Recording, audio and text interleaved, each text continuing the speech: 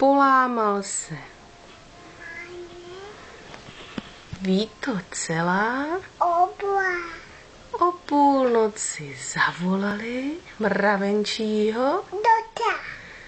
Doktor klepe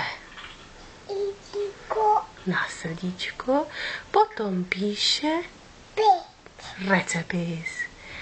3krát denně prášek. Cukru, ano, budeš chlapík jako rys. Dali prášky podle rady. Mraveneček stůně dál.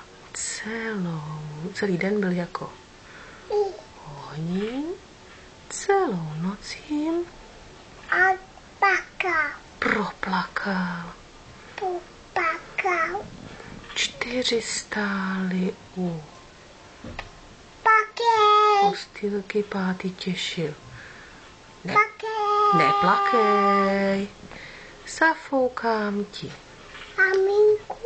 Na ramínku, na bolístku, do rána ti bude.